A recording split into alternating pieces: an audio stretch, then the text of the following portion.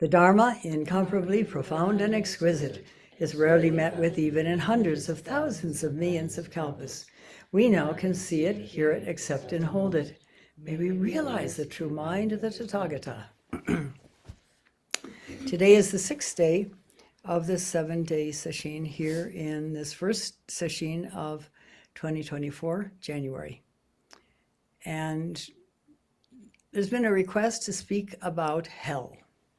Of course, none of you know hell, I'm sure. I mean, you've never experienced it, right?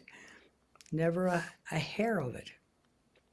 Well, wish it were to be so. Although, on the other hand, it's very motivating to find ourselves in hell because we want it to change. We want it to be different. We want to get out of it.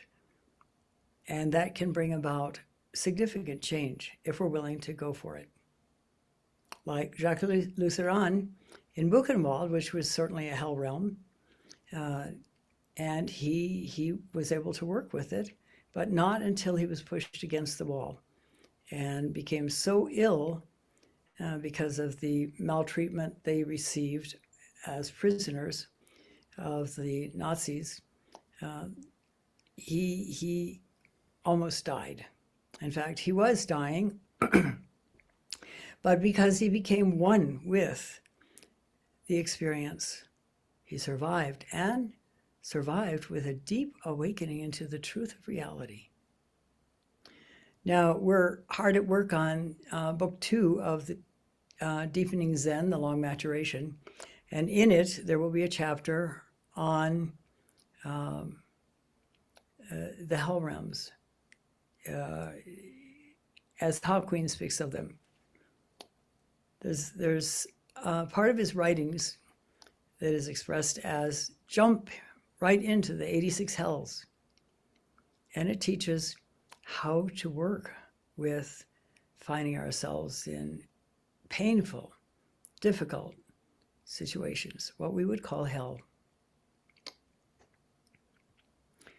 Hell in our modern culture, and in ancient cultures too, for that matter, going all the way back at least to the Sumerians and the Mesopotamians, is considered a dark and painful place, removed from life.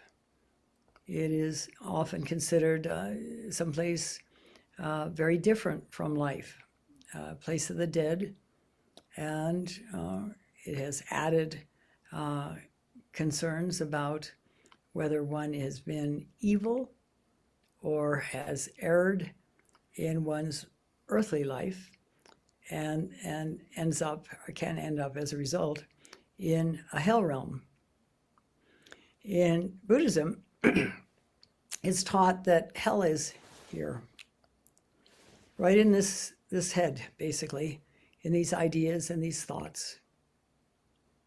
And that's what Jacques Lucéran discovered when he fell into it and became so ill he was going to literally die. And he wrote that he took advantage of that dying process to, quote, leave Buchenwald, close quote. That did not mean dissociating from the experience. That meant instead quite the opposite, going directly into the experience of dying, feeling exactly what was happening in his body. All of his body parts shutting down, the pain, physical pain, almost overwhelming. It's not unlike what Yongey Mingyur Rinpoche went through when he decided, with the blessing of his father, who was also a Rinpoche, to go on an extended pilgrimage, an anonymous pilgrimage. Since birth, he had had an attendant who basically took care of anything he needed to have taken care of. When he grew older and was starting to teach, bought tickets for wherever he was set to go, ordered his meals in places where he was going to be eating, whether restaurants or otherwise, and generally kept him in a relatively high level, happy life, at least one without any extraordinary difficulties. But he had broached the subject of a solar retreat with his father, and basically a pilgrimage. He'd been so protected that he hadn't really had a chance to experience how ordinarily people feel the world, how ordinary people live, suffer, engage, and so on. And so he laid his plans, gradually was able to save a little bit of money so that he would have some resources, at least in the beginning, although eventually he did run out of that money, and bought himself, he might have done that afterwards, I think. At any rate, he managed to get on a pretense to obtain a second key to the gate behind which he was locked every night for protection, so that he could escape from the compound without anyone finding out. And when the time came, he used his key to unlock the gate and then locked it again behind him, and then went, and he had ordered a taxi surreptitiously to take him to the train station. And he was quite anxious about whether it would arrive and whether or not somebody would recognize him and take him back into what essentially was meant to take care of him and protect him, but had become something of a prison, limiting his ability to experience the outside world. The taxi did take him to the train station, and there he found himself among the common people who were basically eating and sleeping on the floor of the train station. He'd never had to do that. And for him, it was a rather frightening experience at that point. And so he paid the pittance to go upstairs and stay in a kind of a hostel where there was a bed, and it wasn't quite like being down in the crowd on the floor. He wasn't used to being dirty either. And many of these people had no access to bathing facilities, water, and so on. And they ate and they slept right there. Finally, on the third day, he got up the courage to go down and get on a train. And it was the lowest class train, which means that it was extremely crowded and there were just simply wooden benches to sit on. And he was like something like a sardine in a can. That was quite frightening to him too. He'd never been so encased in people who were unbathed and generally loud and raucous as well. And so he found himself finally pinched up in a corner. And he was headed to Varanasi, where the Ghats were. Or was it there? I might be wrong on this. At any rate, he was headed to the place where the Buddha had died, I believe. And, well, I could be 100% wrong. Might have been going to the place where the Buddha gave his first teaching. At any rate, he headed out, got off the train at the right place, and found his way to, I think it was Lumbini Park, which would have been where he was born, and sat zazen, started sitting in meditation. He was still in his robes. And he sat zazen for several days, and then a man came up to him and asked if he was a Buddhist monk, and asked him if he would teach him how to do meditation, which he did. And then he continued to sit zazen. Eventually, he went out. He would go out every day to eat a meal in a restaurant. And at that time, he had money to pay for his meal. Eventually, as I said, he ran out of money after he had bought a set of pilgrimage clothes, the outfit that pilgrims apparently wore in India in those days, which is current days. And so he went to the same restaurant, to the front door, and asked for food. And they said, you can't pay, you got to go around to the back at the end of the evening. So from then on, he went around the back, got scraps left over from dinners. And at some point, there was something tainted in it, and he began to get sick. It was coming out both ends, basically. And he was able initially to get to the water hydrant to get himself water to drink and keep hydrated.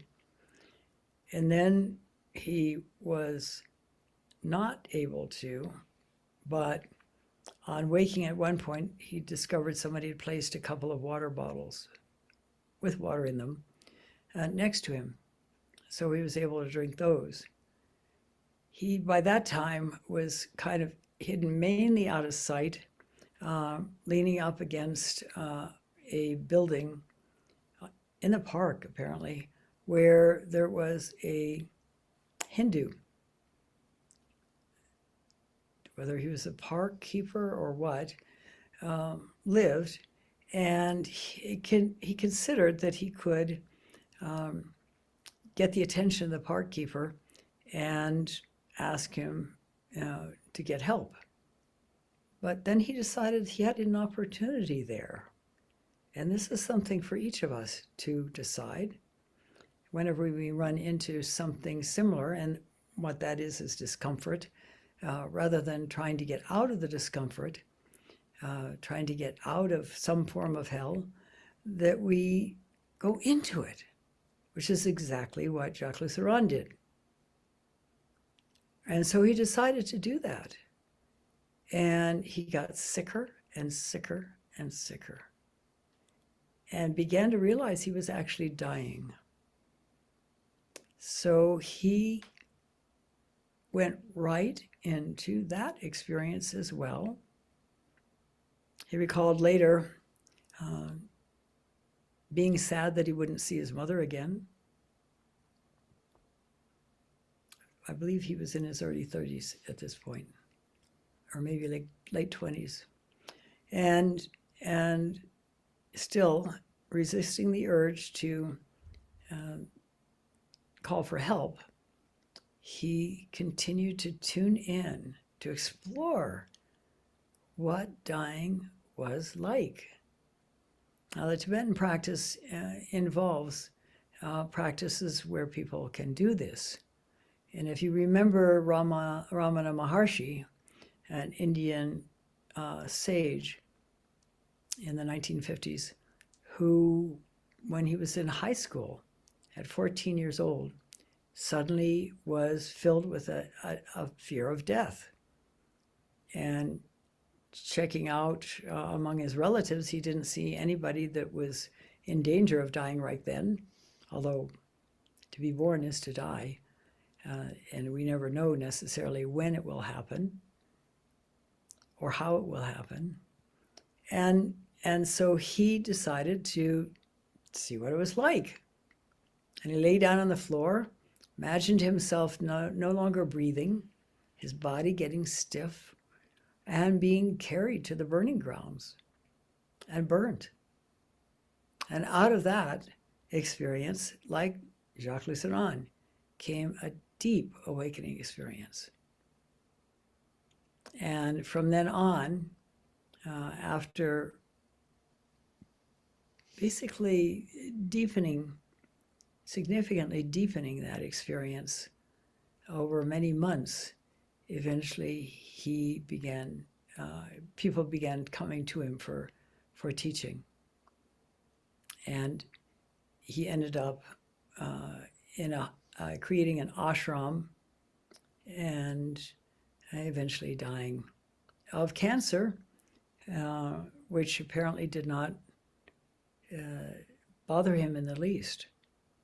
Neither the dying nor the cancer. Cancer apparently was one, whether it was painful or not, it didn't bother him, the pain. And because he had already died, in a sense, in a very deep sense, the great death, he didn't have any anxiety, any fear, any attempts to reject dying when it came time for his body to go. This is what Shirobunan, who is the grandfather in Zen of Hakuin, said. If you die before you die, you won't die when you die. Eventually, of course, we know that Yongey Mingyur Rinpoche ended up in a hospital. I think we do know that it was the foreigner who had asked for instruction in meditation, who took him there, paid for his hospital treatment, and left him money in his backpack to be able to get transportation for a little while, and eat proper food for a little while so that he could heal. It changed his life. If you read his books, and he's got at least 2 books that he wrote before that, and then, of course, the one titled In Love with the World, a monk's travels through the bardos of living and dying. Bardos are experiences. You'll see that he has quite definitely let go of something important. His sense of self-importance, his smell of himself, in a sense, had greatly diminished. And so it can for us as well. One would say that he had gone into a hell realm, as had Jacques Lasserand been for 5 months in a hell realm. And the realm continued to be a hell realm, but he was no longer caught by it in Buchenwald. And so it was with Yongey Mingyur Rinpoche as well. He continued on a pilgrimage, wandering through India, getting sick again and again, healing again and again, for the next 5 years.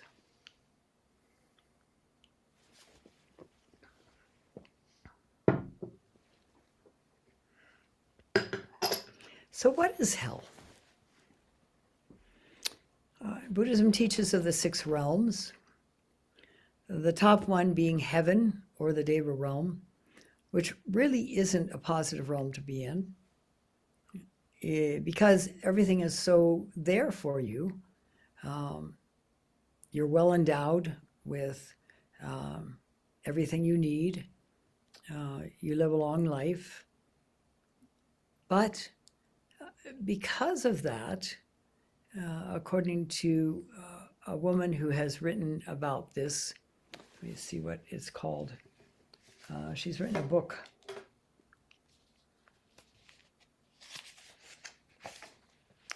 called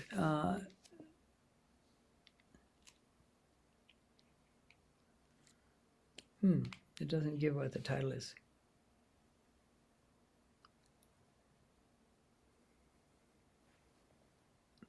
But it's published, whatever the title is, by the University of Missouri. Her name is Barbara O'Brien. And she is a Buddhist herself and practiced for many years at Zen Mountain Monastery.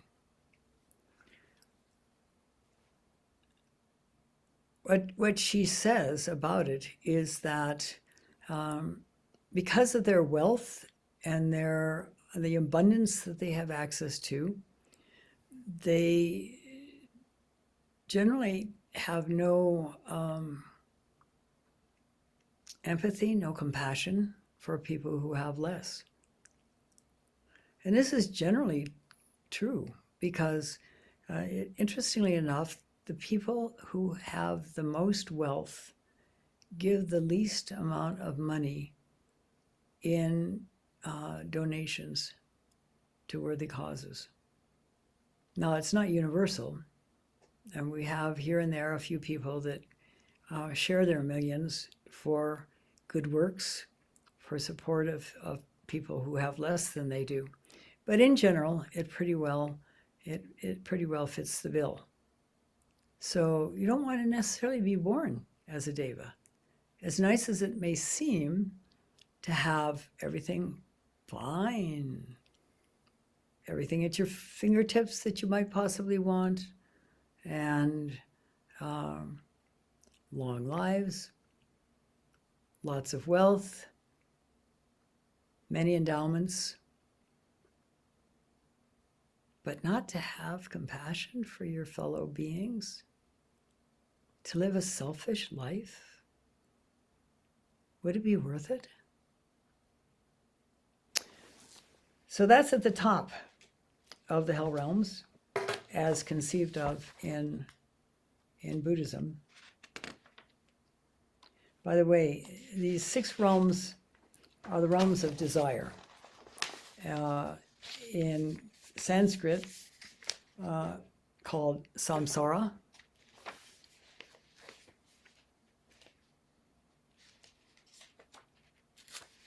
But it's also said that in each of the 6 realms, there's a bodhisattva kind of planted there to lead people out of those realms.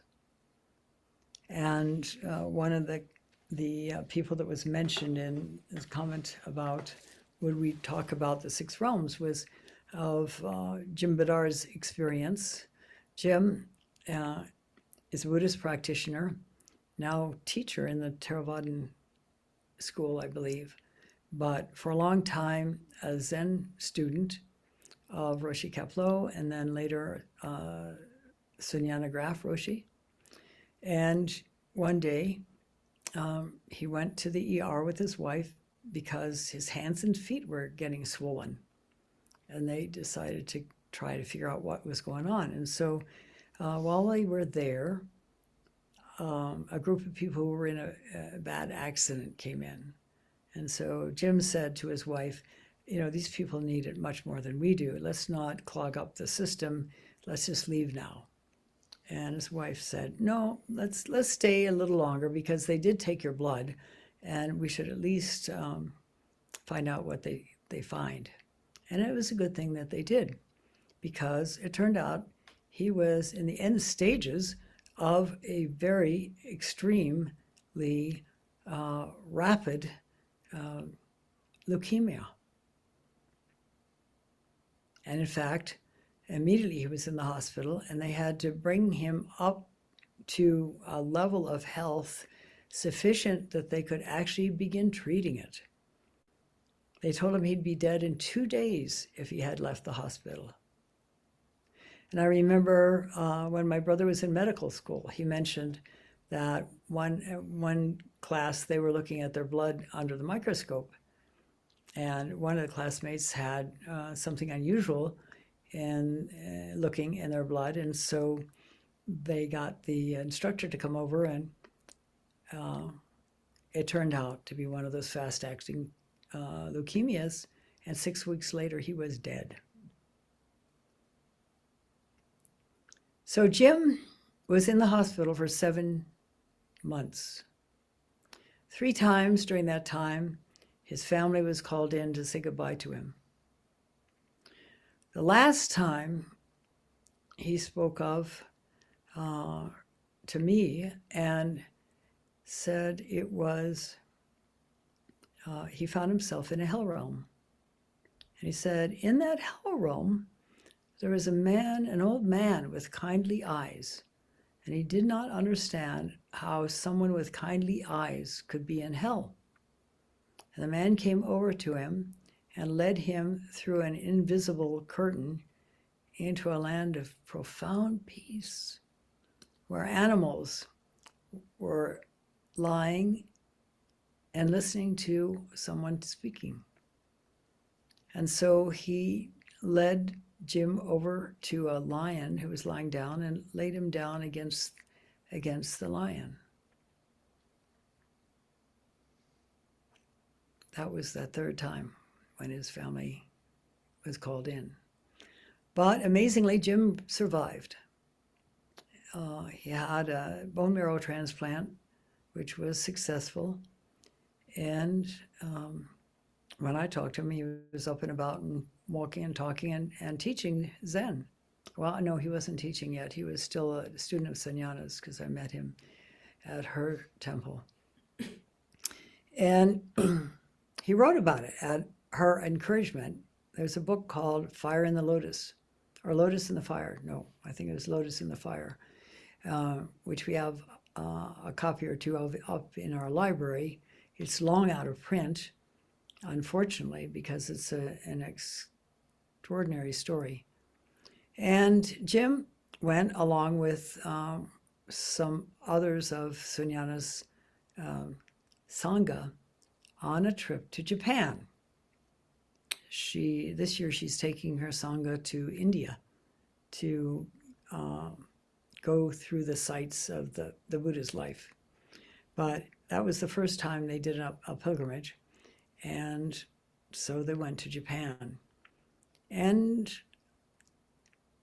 one of the places that they saw, or they stopped and went through, was Sanju Sangendo, which is a very long building. In fact, the back hallway is used for archery contests, and there are still archers, broken arrows stuck in the walls, and arrows that aren't broken too, for that matter. And all along the front of along the front of the other side of that building, from the long hall, are three-quarter size figures. The god of war, the god of thunder, the god of wind. I don't remember the others. The pantheon of pre-Buddhist gods in Japan.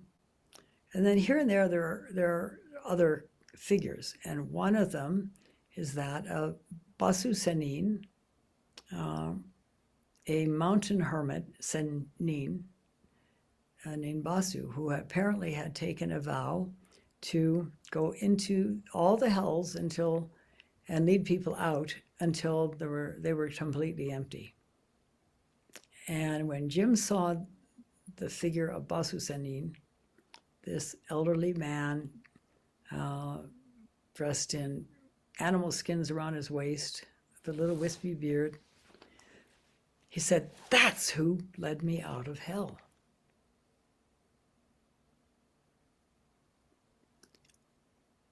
But what is hell? We've had a couple of examples of extreme pain, physical pain, death, or near death, that can be considered hell. But there are other forms of hell. Hell is considered to be a temporary place.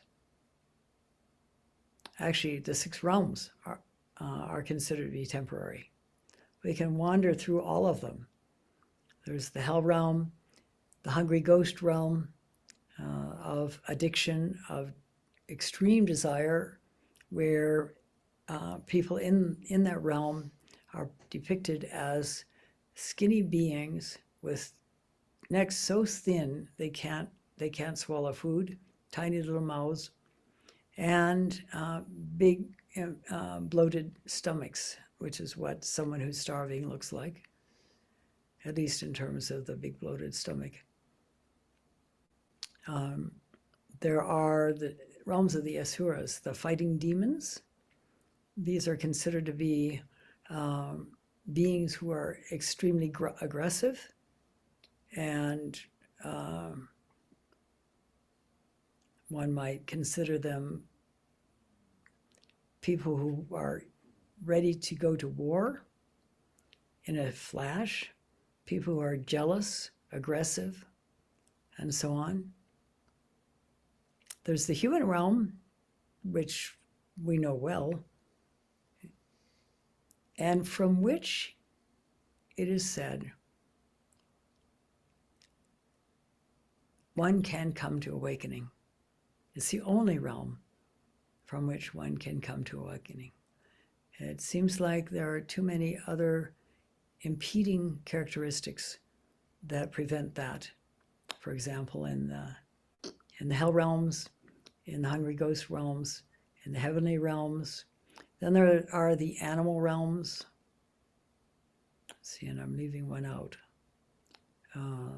At any rate, you get the picture. And I dare to say that most of you, if not all of you, have felt yourself in one realm or another at various different times. You've been wanting something badly,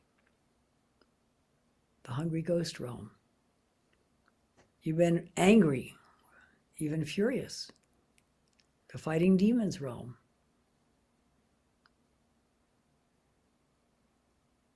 You felt like you've had everything, but something's missing, the Deva realm.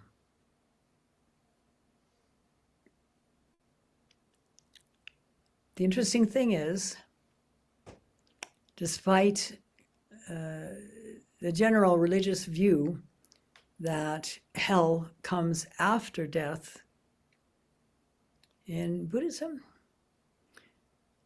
it can be right here now. We don't have to wait to die. Not only that, but our last thoughts as we're dying will be more important in terms of where we're reborn than maybe a life of greed, anger, and delusion.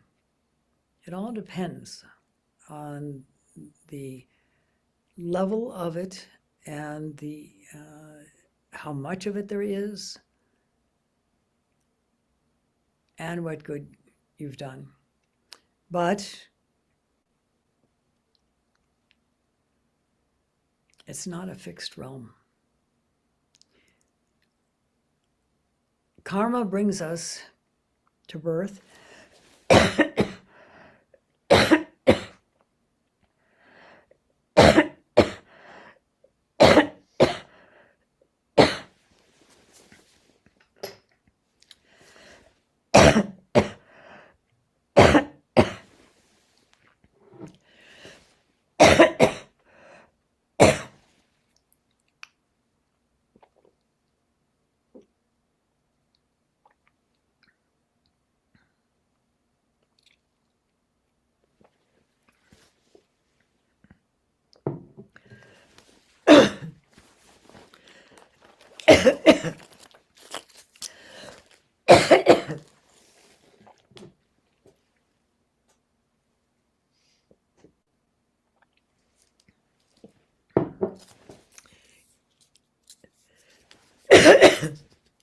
In a word, desire, clinging. This is why we could be reborn into a really challenging rebirth. For example, if we are murdered by somebody, the chances are we might end up coming into rebirth with that very person, because there is a connection, even though it's a negative connection. And it's a strong connection. It's intense. We can come to birth through a lot of other connections. For example, one person that I know who remembered being up in the air and looking down on a couple that was making love in a field and thinking they look like such nice people. And boom, suddenly she was in the woman's womb and could hear the woman thinking, oh, I hope I don't get pregnant. She did check that out with her mom after she got old enough to talk about it. And her mother corroborated that she was thinking that and that she had been making love with her father out in a field.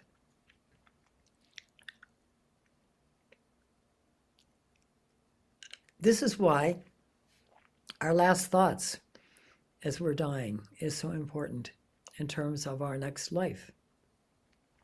But what do you do about feeling yourself in hell in this life? What do you do about finding yourself in the fighting demon realm in this life? What if you find yourself in the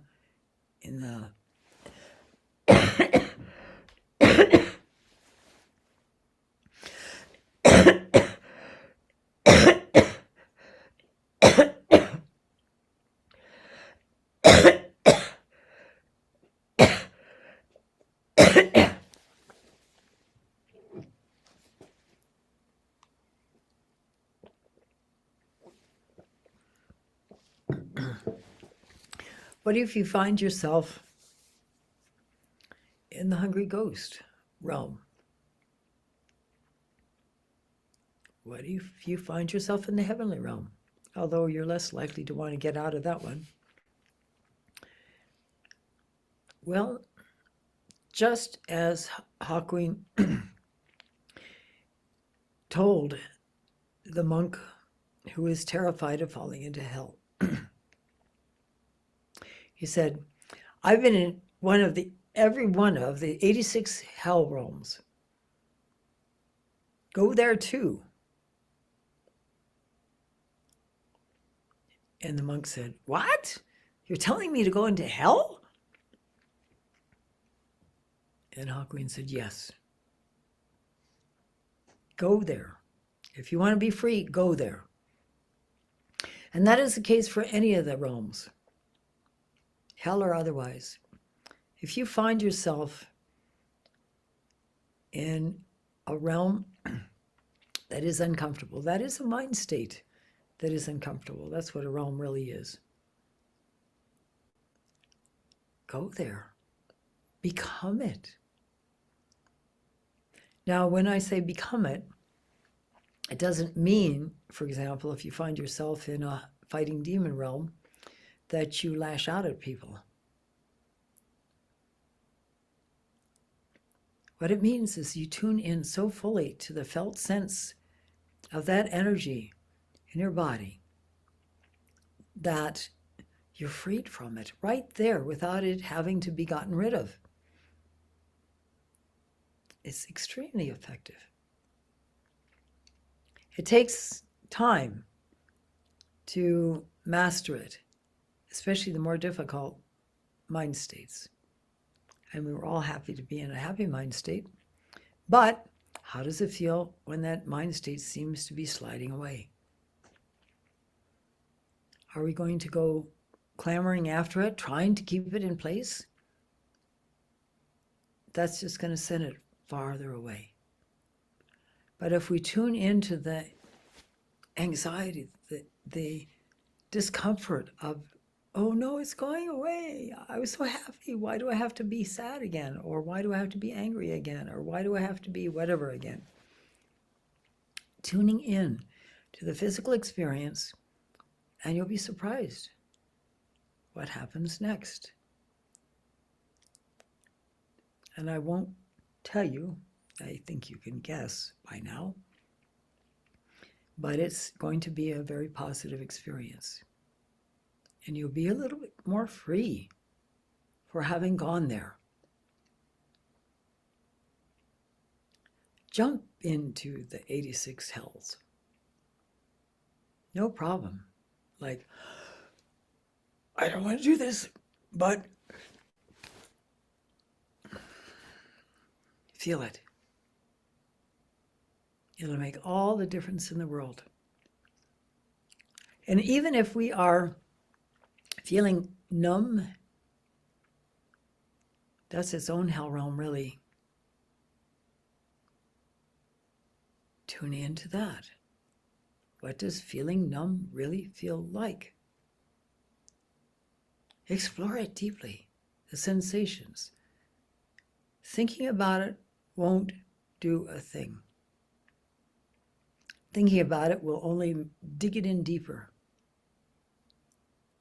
But if you tune in and feel the energy in your body, because your body is energy, you are energy.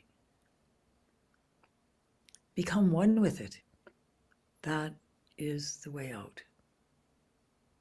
As Roshi Kapleau used to say, the way in is the way out. The more we can become one with that mind state, the more we will be free of it. And not only that, that will condition freedom for the next time we experience that mind state, and it won't be as strong. And it won't be as long-lasting. Try it. It'll work if you do it completely. But as I said, there is a learning curve, and initially you feel like you're doing it, but it's more like you've got a toe over there, and you are over here trying to feel it, and you sort of know that over there it's not feeling that great, but you're still standing outside of it. You have to become it for it to really dissolve, and you can.